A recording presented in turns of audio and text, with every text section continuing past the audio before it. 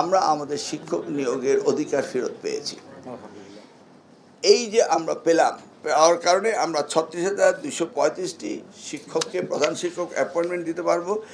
আত্মীকরণ যেই জাতীয়করণ যে প্রতিষ্ঠানগুলো রয়েছে সিনিয়রিটি ডিটারমাইন করার জন্য তখন তারা রিকোয়েস্ট করেছিল তাদেরকে 50% সিনিয়রিটি যেন দেওয়া হয়। এই আবেদন তারা ৩৮৩ জন করেছিল যে তাদেরকে যেন হেডমাস্টারের প্রমোশনটা দেওয়া হয়।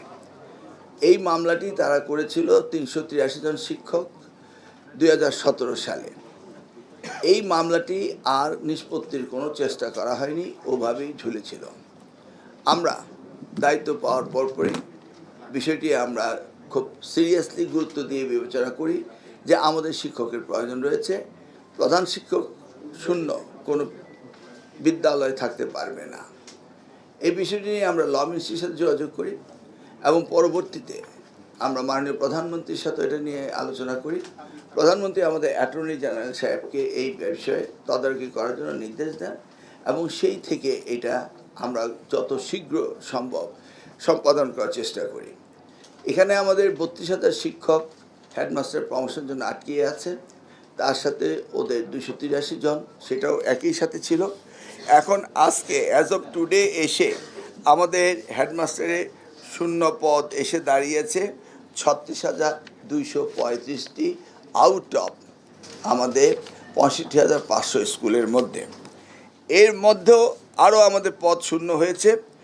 এই পদ শূন্য হলো সহকারী শিক্ষক। অর্থাৎ আমরা যদি ৩৬,২৩৫ জন শিক্ষককে এখন প্রমোশনটা দিতে পারি, সেই সাথে আমাদের ইমিডিয়েটলি আমাদের আসন শূন্য হয়ে যাবে ৩৮,৪৪৩ জন। আমরা দায়িত্ব পাওয়ার পরেই মাননীয় প্রতিমন্ত্রী, আমি এবং উপদেষ্টা ডক্টর মাহাদি আমিন এই বিষয়গুলোকে নিয়ে গুরুত্ব দেই এবং পরবর্তীতে মাননীয় প্রধানমন্ত্রী অ্যাটর্নি জেনারেলকে এই বিষয়টি দেখার জন্য নির্দেশনা দেন এবং সংসদে এই বিষয়ে বহুবার আলোচনা হয়। আলোচনার প্রেক্ষিতে মহামান্য আদালত মাননীয় অ্যাপিলেট ডিভিশন বিষয়টি অত্যন্ত গুরুত্ব সহকারে নেন এবং ইমিডিয়েটলি তারা রিজলভ করার জন্য গত সপ্তাহে তারা ডেট দিয়ে দেন, আজকে জুলাই মাসের 2 তারিখে, এবং অ্যাপিলেট ডিভিশনে এই মামলাটি অ্যাকসেপ্ট হয়েছে। অর্থাৎ আমরা আমাদের শিক্ষক নিয়োগের অধিকার ফেরত পেয়েছি।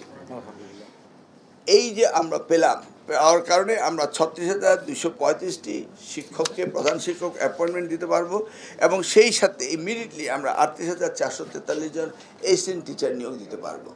এটি হচ্ছে আজকের দিনে এই শিক্ষা মন্ত্রণালয়ের প্রাথমিক বিভাগের জন্য আমার ববিহাত মাহাদি আমিনের জন্য সবচেয়ে একটি গুরুত্বপূর্ণ সুখবর এবং সারা দেশবাসীর জন্য এটি একটি সুখবর আমরা পেয়েছি।